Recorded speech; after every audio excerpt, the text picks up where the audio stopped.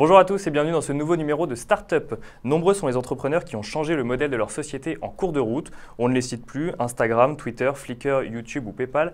Toutes ces startups devenues plus tard géantes de leur secteur sont nées à la suite d'un pivot. Pivot pourquoi? Pour être plus en adéquation avec son marché. Alors justement, qu'est-ce que c'est un pivot? Quand est-il nécessaire et comment le mettons en place? C'est ce que nous allons voir aujourd'hui en compagnie de Handvoice avec Alban Pelletier, en compagnie de The Beautist avec Roxane Gaillard. Puis dans la deuxième partie, je vous présenterai un entrepreneur qui veut libérer vos mains. Je ne vous en dis pas plus et je vous donne rendez-vous tout de suite dans le Talk Startup.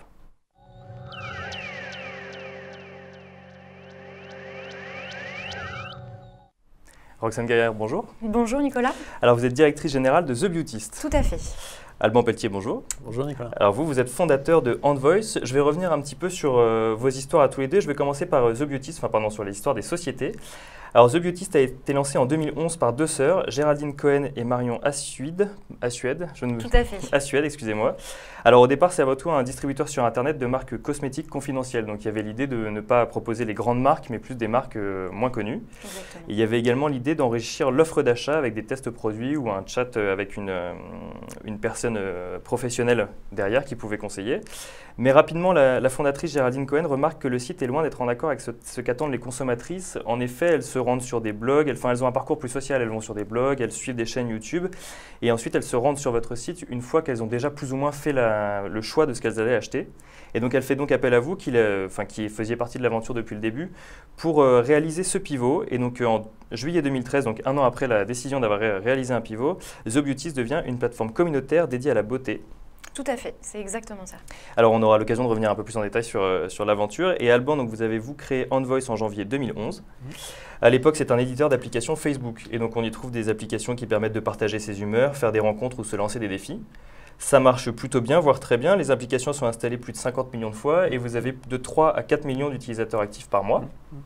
Et pourtant, vous décidez de faire un pivot. Pourquoi? Parce qu'il y a une énorme concurrence sur ce marché, c'est des cycles très courts et la viralité de Facebook décroît, ce qui fait qu'on fait de moins en moins appel à ces applications. Et donc en septembre 2013, soit un an après la décision d'avoir effectué un pivot, naît le nouveau Handvoice qui fait cette fois-ci de la recommandation prédictive.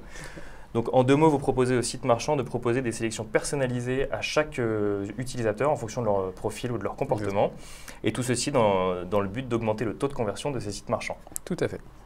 Alors Alban, Roxane, on est là pour parler du pivot. Le pivot s'adapter pour survivre, c'est le thème de cette émission. Et alors justement, comment est-ce qu'on définit le pivot? Si je vous dis que c'est le fait de s'adapter, voire de changer son activité pour être plus en adéquation avec son marché et ses évolutions, est-ce que vous êtes d'accord? Est-ce que ma définition est exacte? Alban, peut-être d'abord? Oui, non, c'est exactement ça. Le pivot, c'est la capacité en fait, d'une start-up à évoluer, sachant qu'on y reviendra tout à l'heure, le marché au global évolue beaucoup, chaque secteur évolue très très vite. Effectivement, il faut s'adapter en permanence et le pivot, c'est juste une capacité en fait, à s'adapter. C'est exactement ça. Donc votre définition du pivot, c'est sur le numérique. Et Roxane, on y reviendra. Oui, il n'y a pas de souci. Donc c'est essentiellement en fonction des sociétés du numérique.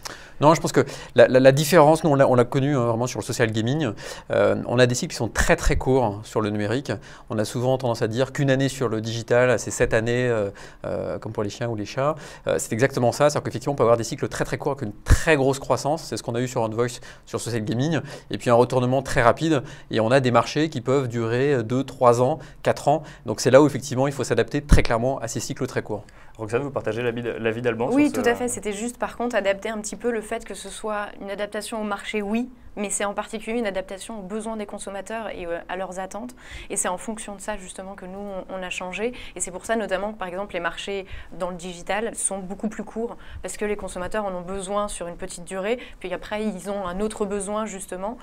Donc il va y avoir des nouvelles entreprises qui vont se créer sur ce nouveau besoin. Et c'est là où il faut regarder et essayer un petit peu d'anticiper ces nouveaux besoins qui vont arriver. Mais je ne pense pas par contre que le pivot soit limité au numérique. Toutes les entreprises le font. Je pense que c'est un nouveau concept, mais que c'est déjà plein d'entreprises et plein de startups le font depuis des années, et même des grosses entreprises, mais à des échelles différentes dans différents projets. Alors, vous parlez tous les deux de cycles courts, d'où la nécessité de pivoter. Est-ce que ça veut dire qu'on doit pivoter plusieurs fois? C'est possible. À chaque fin de cycle, on repivote pour un nouveau cycle, ou on trouve quand même une manière plus pérenne d'exercer son activité? Non, moi je pense que non, on ne peut pas dire ça. Vraiment, on peut pivoter plein de fois comme on peut pivoter qu'une fois. On le voit justement sur les grosses entreprises comme YouTube, Instagram. Ils ont pu pivoter juste une seule fois, voire 3, ou justement on parlait de Criteo un petit peu au début de l'émission. Criteo a pivoté 4 fois, c'est ça, pour arriver finalement au modèle qu'on connaît aujourd'hui. Et le modèle finalement est périn, mais ils peuvent peut-être pour s'adapter à un autre marché, sur un nouveau pays, réadapter un tout petit peu justement leur stratégie et leur vision. Alors, le pivot, finalement, c'est un trait commun à beaucoup de startups. J'en ai cité en début d'émission. Vous avez cité Criteo. Est-ce que c'est une nécessité pour réussir? Est-ce que, bon, on arrive sur un marché, on a beau avoir fait des études de marché, s'être renseigné, on ne le connaît pas forcément parfaitement. Il n'y a rien de mieux que de se confronter à lui. Et finalement, accepter de s'adapter sur un marché, c'est ce qui fait qu'on va réussir. Alors je pense que c'est lié principalement aussi à l'activité.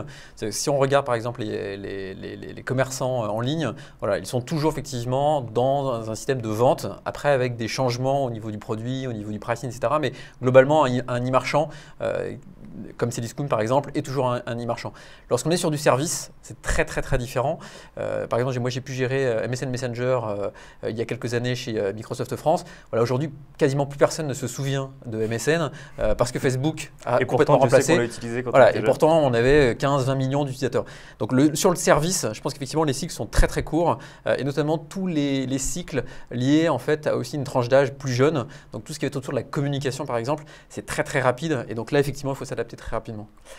Et alors, est-ce que vous pouvez chacun nous raconter vos aventures de pivot? Vous parliez d'e-commerce, The Beauty justement a quand même une finalité commerciale en B2C. Est-ce que vous pouvez nous raconter pourquoi vous avez pivoté? Quels sont les indicateurs qui ont fait prendre conscience à The Beauty qu'il fallait pivoter? On n'a pas eu la chance d'Unvoice d'avoir justement ce volume comme on l'attendait. On s'est rendu compte surtout que on avait des ventes, mais le taux de conversion ne suivait pas forcément. Et on a essayé de comprendre en fait, le parcours d'achat de l'utilisateur sur Internet, parce qu'on est parti en fait, sur des acquis sur d'autres marchés. Par exemple, sur de la mode, sur du e-commerce, même de n'importe quel produit, pour en fait, faire découler la première version de The Beautist. Et on s'est rendu compte que... adapter des modèles existants dans d'autres secteurs pour le secteur de la beauté. En se disant quand même qu'il y avait une petite particularité avec les services en plus qu'on a mis en place. Donc on avait quand même déjà vu qu'il y avait une petite particularité. On ne s'était juste pas rendu compte qu'elle était aussi grosse que ça. Ce qui est normal parce que quand on fait des études, déjà c'est des données qui sont à un moment T et sur le passé et pas forcément, on ne peut pas non plus prédire l'avenir, donc c'est normal. Mais c'est ce qui fait qu'il faut quand même des fois se poser, regarder quelques indicateurs clés pour se rendre compte que nous clairement c'est les volumes. Et donc l'indicateur clé, c'est vraiment la compréhension du parcours d'achat de son client et ensuite adapter son C'est la compréhension globale en fait de son client, c'est-à-dire de sa façon de penser. Nous, c'est passé par le parcours d'achat parce qu'on est un site e-commerce, donc c'était assez logique d'étudier justement ce parcours d'achat-là. Mais en effet, dans du service, par exemple, c'est des choses qui sont totalement différentes et des indicateurs qui sont bien entendu différents. Alors justement, dans du service et chez Envoice, quels sont les indicateurs qui vous ont poussé à pivoter et pourquoi vous avez fait ce choix? Alors, c'est un choix qu'on n'avait pas du tout anticipé lorsqu'on a créé la société avec mes deux associés, Jérôme et Rodolphe, puisqu'en fait, on a eu une traction très très forte. Donc, c'est une boîte qui, en quelques mois, en fait, effectivement, a réuni 3, 4, 5 millions d'utilisateurs actifs tous les mois. On a plus de 50, 60 millions d'applications qui ont été lancées dans le monde, donc une très très grosse traction en quelques temps, parce que Facebook a favorisé l'émergence à un instant d'acteurs comme nous, comme Zynga, beaucoup plus gros aux États-Unis, mais on a vu un certain nombre d'acteurs lancer des applications et rencontrer un très grand succès. On a eu on va dire des alertes, notamment lorsque Facebook a intégré par exemple les Facebook Credits, où du jour au lendemain, on a perdu 40% de notre chiffre d'affaires. Donc là, ça vous dit tout de suite effectivement que la dépendance à Facebook, elle est réelle. J'allais y venir, c'est un peu le risque quand on est dépendant d'un grand comme ça, Facebook ou Google. On s'aperçoit qu'on est toujours dépendant de quelqu'un, donc c'est soit Google, soit Facebook, soit Apple, et que cette dépendance, on doit la gérer, donc soit sur le SEO, soit sur le modèle type ce qu'on avait lorsqu'on a un éditeur avec Facebook. On doit pouvoir gérer tout ça. Après, la question effectivement est comment votre partenaire gère aussi la relation avec son écosystème. Apple s'est plutôt installé effectivement dans le long terme. Facebook, ils ont fait un très beau travail en fait de création d'écosystème. Et puis d'un seul coup, on a vraiment senti le virage au moment de l'IPO pour gérer en fait cet écosystème, non pas forcément comme des gens qui apportent de l'usage, mais aussi des acteurs qui apportent du cash, donc en achetant de la publicité. Et à partir du moment où on a eu cette migration-là, il était temps de changer. Et donc là, vous avez décidé de créer Envoice. Et alors, parce qu'on comprend assez bien, en fait, vous avez adapté, The Beautist a adapté son modèle à la compréhension générale de ses clients. Vous avez totalement changé d'activité. Pourquoi la recommandation prédictive? Alors pourquoi? Parce que déjà le secteur du social gaming nous semblait très compliqué. Et lorsqu'on voit les acteurs aujourd'hui, les Zynga, etc., on les voit aujourd'hui avec des moyens colossaux qui sont dans la difficulté. Je pense que c'est un bon choix. Pour autant, on avait développé pour une de nos applications un système de matching dans la rencontre où en gros on analysait le comportement social de la personne pour lui proposer d'autres personnes en adéquation. Donc en fait, cette solution de matching, qui est aujourd'hui une solution de recommandation prédictive comme on peut l'appeler, mais c'était déjà dans notre ADN et on s'est aperçu lorsqu'on en discutait en fait avec des partenaires potentiels qu'il y avait un vrai intérêt à la fois pour les médias et à la fois pour les marchands. Et on s'est dit effectivement que le modèle économique lié à ce type de solution était plus pérenne et qu'effectivement ça avait du sens et pour le marché et pour nous de pivoter. Donc on a décidé de pivoter clairement complètement. Et donc ça complète un peu la définition du début, c'est que pivoter, ça n'est pas changer d'activité, mais c'est quand même utiliser l'activité qu'on avait au départ pour l'adapter et en faire une activité plus rémunératrice, si je peux me permettre, enfin en tout cas qui marchera mieux. C'est utiliser un savoir-faire existant forcément pour justement aider à ce pivot-là. Et c'est pas fermer l'entreprise et en recréer une autre, ça voudrait dire justement que c'est pas un pivot, on a complètement changé d'activité. C'est pivoter, même si c'est un changement d'activité progressif, on va quand même utiliser notre savoir-faire, les savoir-faire des gens qui sont dans l'équipe pour aller de l'avant et vers une nouvelle entreprise. Alors, on va voir comment ça se passe au niveau de l'entreprise, mais d'abord du point de vue de l'entrepreneur ou du dirigeant. Pivoter, c'est quand même accepter que sa vision n'était pas la bonne, c'est anticiper un échec. Est-ce que c'est une décision difficile à prendre? Roxane, peut-être d'abord? C'est difficile, oui, ça c'est sûr. Quand Géraldine l'a prise, c'est une décision difficile parce qu'on est un petit peu au pied du mur en se disant il faut qu'on change, mais le changement, c'est comme pour tout le monde, ça fait peur, même si on se dit je vais y arriver et on va faire en sorte d'y arriver et on est prêt à ce changement-là. Oui, il faut quand même assumer d'avoir échoué à un moment donné et que c'est pas tout comme une success story comme on entend partout. Et ça, c'est vraiment, même moi, je me suis rendu compte que c'était vraiment un mythe et que ça n'existait pas. Rares sont les entrepreneurs qui réussissent sans jamais avoir échoué. Et je pense qu'il faut vraiment avoir beaucoup de chance. Et c'est assez improbable. Mais une fois qu'on a décidé de changer et qu'on voit tous les avantages en fait à ce changement-là, c'est un cap difficile à passer, mais qui dure quelques jours pour finalement arriver à quelque chose, voilà, à accepter. Et puis, on se rend compte que ça va finir par être génial. On va vraiment avoir quelque chose. C'est une aventure qui redémarre en fait. Exactement. Ça donne quand même un coup de boost. Parce que forcément, juste avant de pivoter, on se rend quand même compte que l'activité, il y a un problème et qu'est-ce qu'on va faire? Et en fait, le fait justement d'accepter ce pivot, c'est accepter ce changement et c'est aussi voir toutes les autres possibilités et l'avenir de l'entreprise. Alors qu'avant justement cette remise en question-là, on bute un petit peu, il y a des idées partout, on est un petit peu dans le brouillard. Et même là, si on parle de ce gros pivot-là, des pivots, on en fait tous les jours, tout le temps. Oui, c'est vrai qu'on adapte systématiquement son concept. Exactement. Nous, on en fait à peu près tous les 3 mois, on se refait un point et on pivote un tout petit peu pour adapter le concept aux utilisatrices. Alban, ça a été une décision difficile à prendre pour vous de pivoter? Non, parce que en fait, donc nous on est vraiment 3 associés et on a gardé un certain nombre de facteurs clés en tête. C'est-à-dire qu'aujourd'hui, en fait, réussir une entreprise, voilà, c'est un objectif. Par contre, les moyens pour y parvenir, voilà, c'est beaucoup plus compliqué en fait à gérer. Et à partir du moment où on est un entrepreneur, on doit savoir effectivement que les chemins sont quelquefois convergents, quelquefois divergents par rapport à l'objectif qu'on s'est fixé, et il faut s'adapter. Donc, on a une grosse discussion en fait ensemble. On a décidé de faire ce pivot d'abord, on va dire assez timidement, puis avec vraiment un grand coup d'accélérateur, parce qu'effectivement le pivot faut qu'il soit très rapide. Et donc ça a été en fait une décision relativement bien acceptée par tout le monde, il y en a notamment au niveau des équipes, mais en tout cas au niveau des associés, on s'est bien rendu compte effectivement qu'il y avait plus de potentiel sur cette activité. Donc je rejoins ce que dit Roxane, c'est que d'un seul coup le point que l'on vise, il est généralement aussi intéressant, sauf qu'il est différent. Donc voilà, il y a un moment ou un autre, le focus de l'entrepreneur, il change et puis il va à fond sur cette nouvelle destination. Donc on ne le vit pas comme un échec?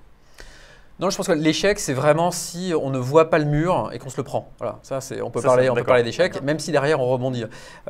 Pour autant, nous aujourd'hui, voilà, on se dit c'est un essai, donc on parle beaucoup de restart aujourd'hui. On a appris beaucoup de choses, on a à la fois sur la technologie, sur l'humain, etc. Et c'est ça qui nous permet d'aller très vite aujourd'hui.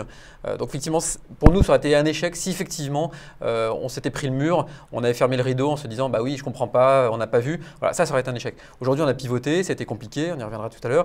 Mais par contre, effectivement, effectivement la voie sur laquelle nous sommes est hyper intéressante, au moins aussi intéressante que la précédente. Alors justement, on va voir maintenant concrètement comment ça s'est passé. J'ai l'habitude en fait de définir qu'il y a 3 choses auxquelles l'entrepreneur doit systématiquement penser, c'est ses investisseurs, ses salariés et ses clients. Dès qu'on prend une décision, il faut faire attention à ces 3 points-là. Alors d'abord, comment est-ce que les investisseurs ont accepté la nouvelle? Est-ce qu'ils vous ont accompagné? Est-ce qu'au contraire, ils ont vu en ce pivot un échec? Roxane d'abord. Pas du tout.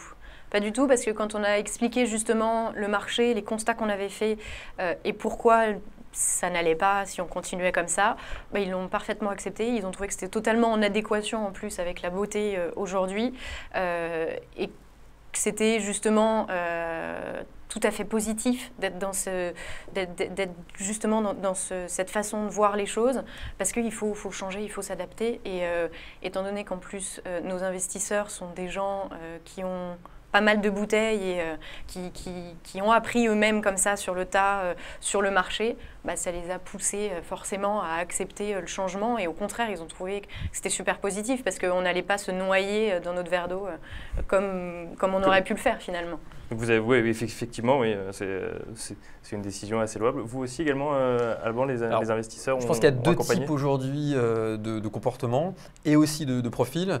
Nous, on a des business angels donc, qui viennent vraiment d'une activité, ce sont des entrepreneurs ou des intrapreneurs. Clairement, ces gens-là ont beaucoup plus compris effectivement la capacité à réagir. Ils nous ont beaucoup plus accompagnés parce qu'ils étaient potentiellement déjà passés par ce type de moments difficiles. On a des investisseurs qui sont plus financiers, donc on les a toujours eu avec nous au board, etc. Par contre, effectivement, on en a discuté encore récemment. Pour eux, on était non plus sur la voie royale, mais effectivement, j'aurais tendance à dire sur une sorte de voie de garage. On se dit, ok, bon, voilà, on a tenté avec eux, c'est un petit peu compliqué, on verra ce qu'il en ressort. Donc, ils ont toujours été là. Après, effectivement, avec une présence qui est plus ou moins forte. Et plus on a en fait des profils financiers, moins ils comprendront aussi potentiellement cette capacité à changer, et plus ça sera compliqué en fait de les avoir avec nous.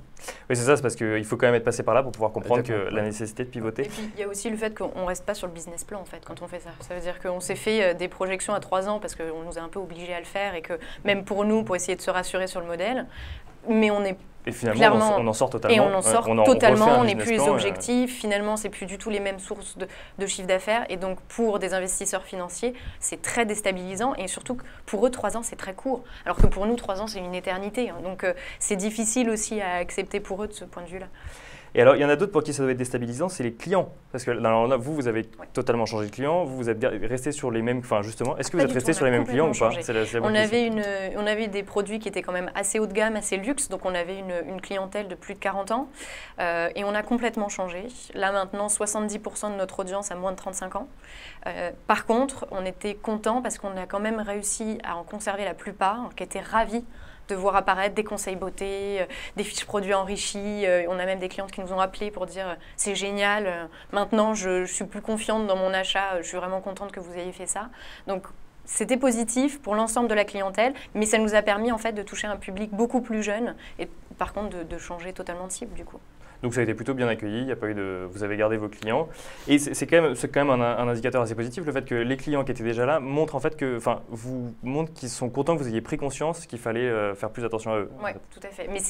Mais c'est comme ça qu'aussi on voit si on a raison ou pas. Si on commence à voir, et ça nous est arrivé aussi déjà, des clients qui ne comprennent pas ce qu'on est en train de faire, ça veut dire qu'on n'est pas sur la bonne voie ou qu'on leur communique mal l'information. Donc c'est des petites choses à chaque fois qu'il faut soit rajouter sur le site en termes d'information, soit remettre justement en question ce qu'on est en train de faire. Mais ça va du tout petit projet, un changement de bouton, à justement une vision globale du site. C'est à chaque fois, il faut regarder un petit peu les réactions des clients.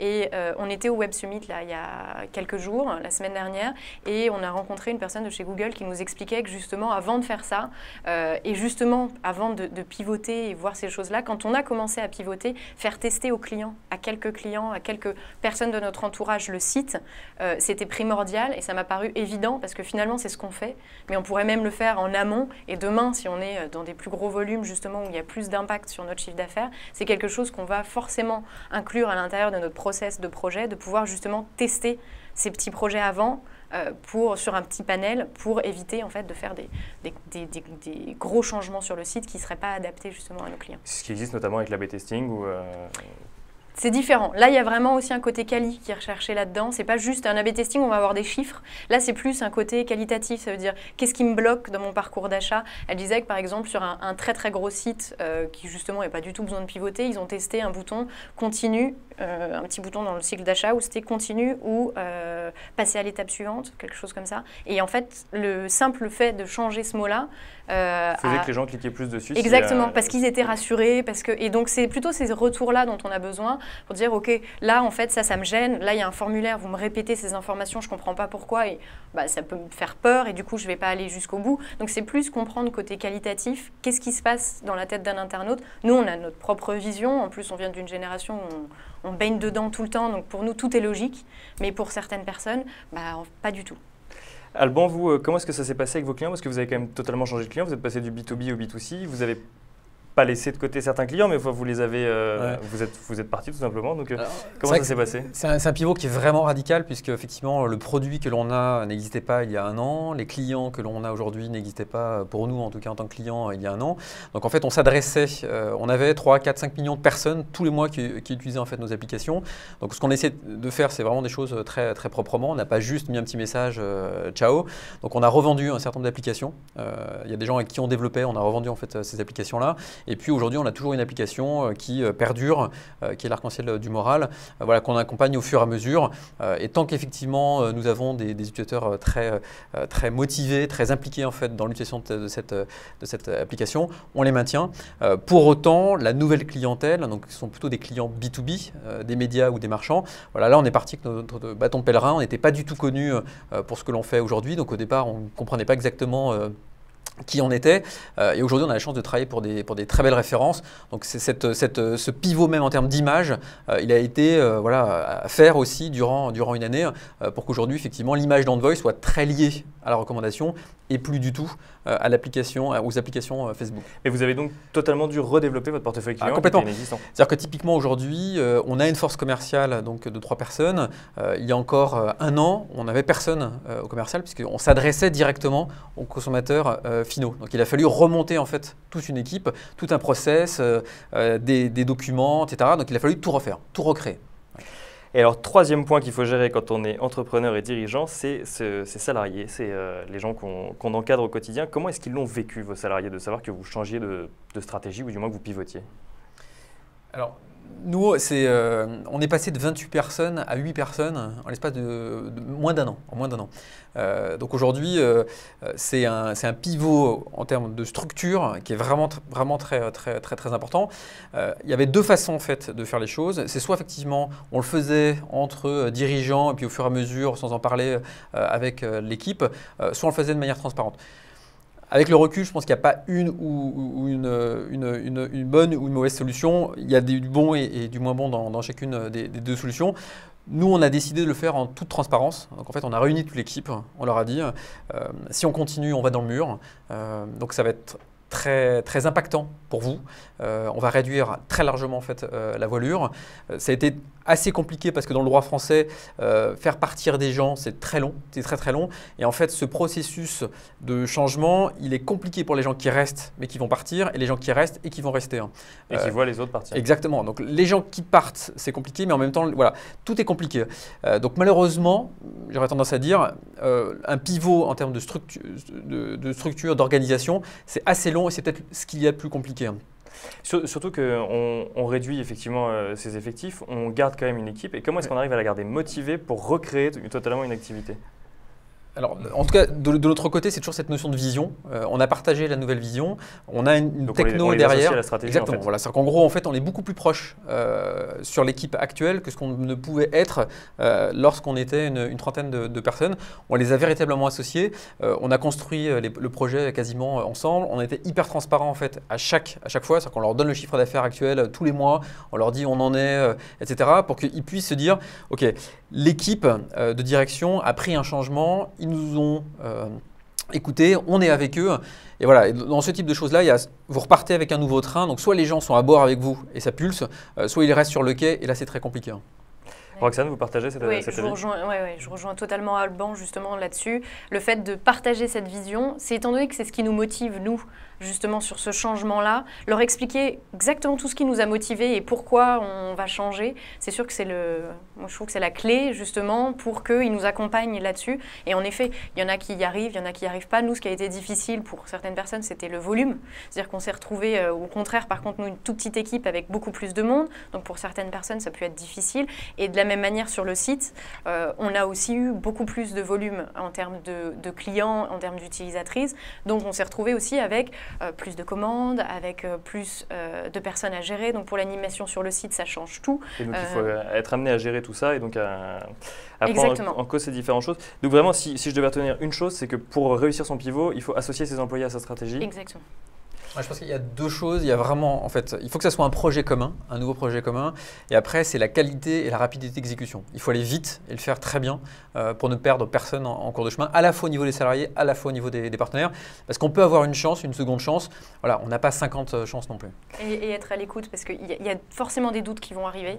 Il y a forcément une petite chose où ils se disent c'est pas possible de faire autant de changements, des gens qui ne sont pas habitués au changement ou qui n'aiment pas ça. Forcément, ils sont vraiment déstabilisés. Et le fait d'être à l'écoute à quelques petits moments clés ou à devoir, il y a quelque chose qui ne va pas chez cette personne, il faut que j'aille la voir parce qu'il y a quelque chose qui ne va pas. Et d'en parler, souvent en plus, c'est des tout petits problèmes qui peuvent se régler en l'espace de 10 minutes. Donc le fait de crever ces petits abcès, de rassurer à nouveau, même nous, ça nous rassure parce que forcément, on va, en expliquant, nous rassurer aussi. Ça me paraît primordial dans le fait de gérer le pivot au sein de l'entreprise.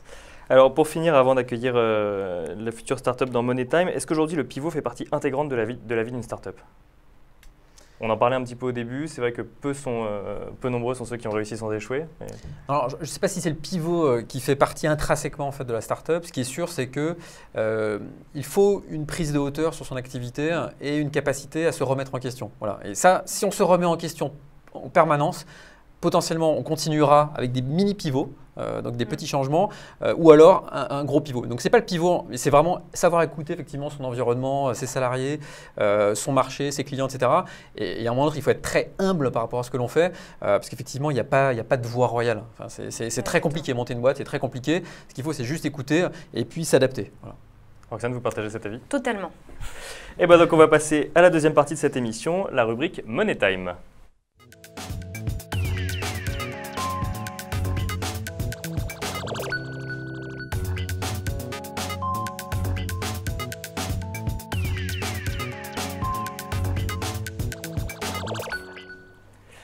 Money Time, l'occasion de rencontrer une jeune start-up prometteuse et nous recevons aujourd'hui François Jobert, fondateur de Mainlib. Bonjour François. Alors Mainlib, donc c'est en fait des bornes pour poser son casque lorsqu'on est dans un restaurant, dans un cinéma, dans un centre commercial. Est-ce que tu peux nous expliquer un peu ce que c'est? Alors Mainlib, comme vous l'avez dit, c'est un service pour les conducteurs donc, de scooters et motos qui sont encombrés par leur casque au quotidien.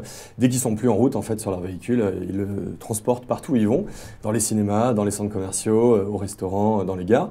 Et donc nous, on a décidé de leur redonner le confort d'avoir les mains libres. On leur redonne de la liberté en installant des bornes automatiques, des consignes à casque en fait, dans lesquelles ils vont pouvoir déposer leur casque eux-mêmes et retrouver le confort donc d'avoir les mains libres. C'est très simple, ils arrivent, ils ouvrent la grille en fait, ils déposent leur casque, ils ferment la grille, ils mettent une pièce, ils tapent leur code et le casque est verrouillé et ils ont les mains libres.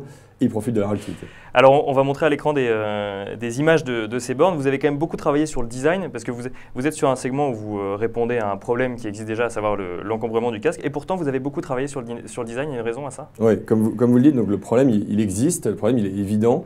Et donc, nous, on a cherché une solution un peu différente que les casiers classiques pour résoudre ce problème.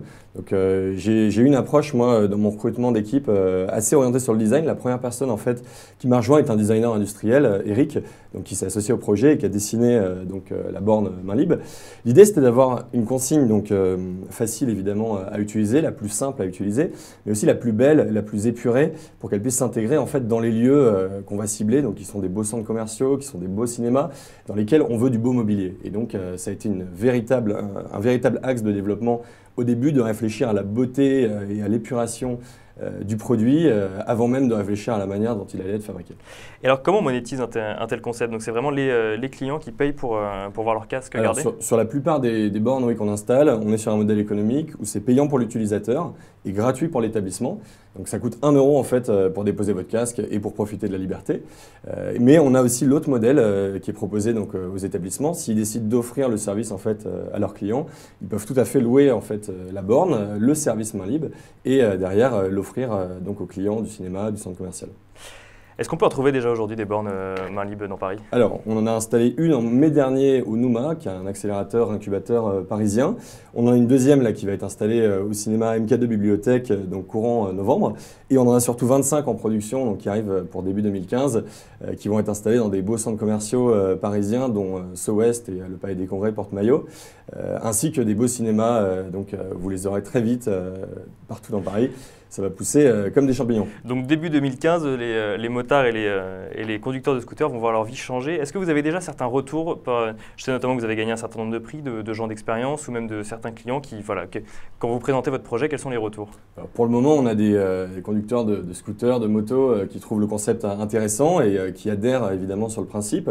Après, évidemment, il faut tester sur le terrain. Donc c'est ce qu'on a fait nous dans cet environnement un peu restreint avec le Nouma donc, depuis mai dernier, avec des utilisateurs qui sont arrivés avec leur casque, qui ont vu la borne, qui ont compris seuls à quoi elle servait et qui ont mis leur casque, leurs pièces, qui ont payé pour le service. Donc ça, c'est vraiment le concret terrain qui nous montre l'opportunité business qu'il y a derrière. Et donc c'est les premiers tours en fait, qui nous permettent de valider le concept, de développer un nouveau prototype, de lancer une série.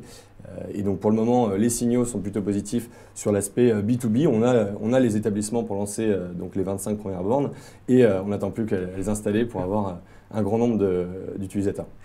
Alban, vous êtes, je crois, motard. Qu'est-ce que ça vous inspire un concept comme celui-là? Alors, je roule en scooter depuis une dizaine d'années maintenant et ce que j'entends sur le fait de devoir avoir son casque en permanence, c'est clairement en fait une problématique. Donc moi je trouve ce concept très, à la fois innovant dans la façon de le traiter, hein, parce qu'encore une fois ça remplace un casier mais d'une manière beaucoup plus design, et en même temps en termes de valeur ajoutée pour le client, c'est un très beau projet. Ouais. Bravo.